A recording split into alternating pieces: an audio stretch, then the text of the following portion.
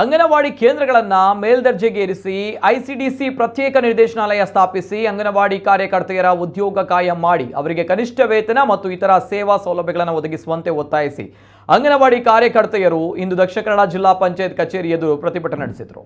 ಕಾರ್ಮಿಕ ಸಂಘಟನೆ ಸಿಐಟಿಯು ಸಂಯೋಜಿತ ಕರ್ನಾಟಕ ರಾಜ್ಯ ಅಂಗನವಾಡಿ ನೌಕರರ ಸಂಘದ ಜಿಲ್ಲಾ ಸಮಿತಿಯ ನೇತೃತ್ವದಲ್ಲಿ ನಡೆದಂತಹ ಪ್ರತಿಭಟನೆಯಲ್ಲಿ ಜಿಲ್ಲೆಯಾದ್ಯಂತ ಅಂಗನವಾಡಿ ಕಾರ್ಯಕರ್ತೆಯರು ಭಾಗವಹಿಸಿದರು.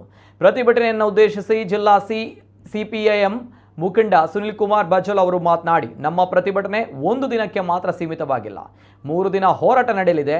ಇಂದು ಅಂಗನವಾಡಿ ಕಾರ್ಯಕರ್ತೆಯರು, ನಾಳೆ ಬೀಡಿ, ಕಟ್ಟಡ ಕಾರ್ಮಿಕರು, ಹಮಾಲಿ, ಬೀದಿ ಬದಿ ವ್ಯಾಪಾರಸ್ಥರು, ಗ್ರಾಮ ಪಂಚಾಯತ್ ನೌಕರರು ಹಾಗೂ ಗುರುವಾರ ಬಿಸಿಯೂಟ ನೌಕರರು ಪ್ರತಿಭಟನೆ ನಡೆಸಲಿದ್ದಾರೆ. ಸರ್ಕಾರ ದುಡಿಯುವ ವರ್ಗದ ಪರವಾಗಿ ಒಂದು ತೀರ್ಮಾನ ಕೈಗೊಳ್ಳಬೇಕು ಎಂದು ಒತ್ತಾಯಿಸಿದರು. ರಾಜ್ಯ ಅಂಗನವಾಡಿ ನೌಕರರ ಸಂಘದ ಜಿಲ್ಲಾ ಸಮಿತಿಯ ಕೋಶಾಧಿಕಾರಿ ಗಾಯತ್ರಿ ದೇವಿ ಮಾತನಾಡಿ, ಸರ್ಕಾರ ನಮ್ಮನ್ನ ಕೂಲಿ ಕಾರ್ಮಿಕರಿಗಿಂತಲೂ ಕೂಡ ಕಡಿಮೆ ವೇತನ ನೀಡಿ ದುಡಿಸ್ತಾ ಇದೆ. ಸರ್ಕಾರ ನೀಡಿದ ಸಮವಸ್ತ್ರ ಕಳಪೆ ಗುಣಮಟ್ಟದ್ದು, ಸಮವಸ್ತ್ರ ಧರಿಸದಿದ್ದರೆ ಕ್ರಮ ಜರುಗಿಸುವ ಬೆದರಿಕೆ ಒಡ್ಡಲಾಗಿದೆ. ಎಲ್ಲ ಇಲಾಖೆಗಳವರು ನಮ್ಮ ಬಳಿ ಬಂದು ಕೆಲಸ ಮಾಡಿಸ್ತಾರೆ. ಒಂದು ಮೊಟ್ಟೆಗೆ ನಮಗೆ 6 ರೂಪಾಯಿ ಮಾತ್ರ ಸರ್ಕಾರದಿಂದ ಬರ್ತದೆ. ಆದರೆ ಈಗ 6 ರೂಪಾಯಿಗೆ ಮೊಟ್ಟೆ ಸಿಗುವುದಿಲ್ಲ. ಹೆಚ್ಚುವರಿ ಹಣವನ್ನು ನಾವು ಕೈಯಿಂದ ಹಾಕಬೇಕಾಗಿದೆ. ಸರ್ಕಾರ ನಮ್ಮ ಬೇಡಿಕೆಗಳನ್ನು ಕೂಡಲೇ ಈಡೇರಿಸಬೇಕೆಂದು ಒತ್ತಾಯಿಸಿದರು.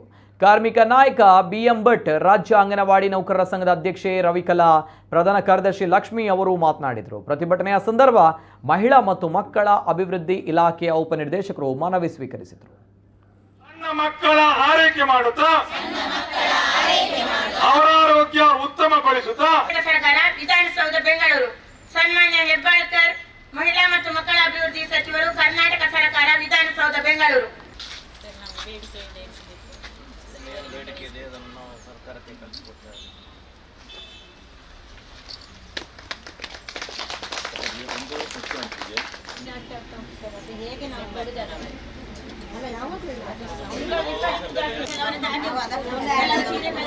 ಕತ್ತು ಹಿಚಕಿ ಸಾಯಿಸ್ತಕ್ಕಂತ ಪರಿಸ್ಥಿತಿಯನ್ನು ಇವತ್ತು ಸರ್ಕಾರ ನಿರ್ಮಾಣ ಮಾಡ್ತಾ ಇದೆ. ಅಂಗನವಾಡಿ ಕೇಂದ್ರಗಳು ಇರಬಾರ್ದು ಅಂತ ಹೇಳಿ ಏನು LKG UKG ಕೇಂದ್ರಗಳನ್ನೆಲ್ಲ ಸರ್ಕಾರನೇ ಎಲ್ಲ ವ್ಯವಸ್ಥೆ ಮಾಡಿಕೊಂಡು ಇಲ್ಲಿಂದಲೇ ಮಾಡಿ ಇಡೀ ಯೋಜನೆಯನ್ನ ನಾಶ ಮಾಡ್ಲಿಕ್ಕೆ ಹೊರಟಿದ್ದಾರೆ.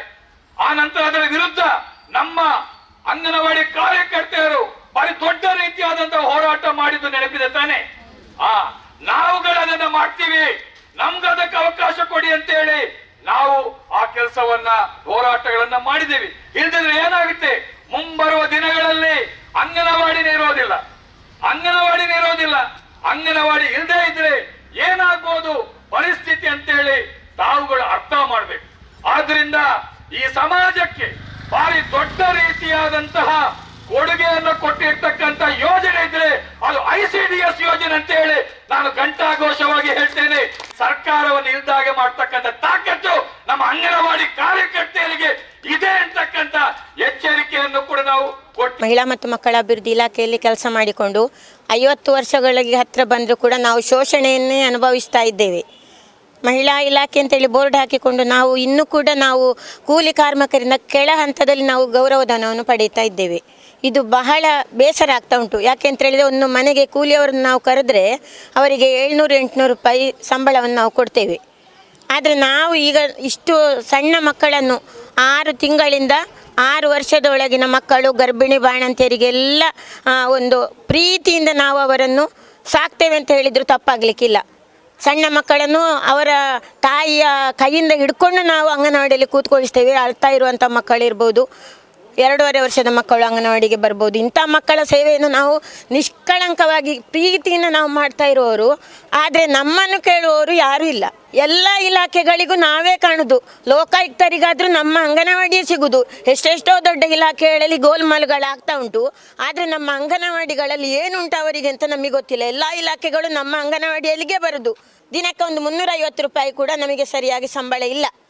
ನಾವು ಗೌರವದವನ್ನ, ಆದರೆ ನಮ್ಮನ್ನು ದೌರ್ಜನ್ಯ ಮಾಡೋದು ಇಲಾಖೆ ಖಂಡಿತವಾಗಿಯೂ ಸರಿಯಲ್ಲ. ನಮಗೆ ಗೌರವ ಕೊಟ್ಟರೆ ಮಾತ್ರ ಅಧಿಕಾರಿಗಳಿಗೂ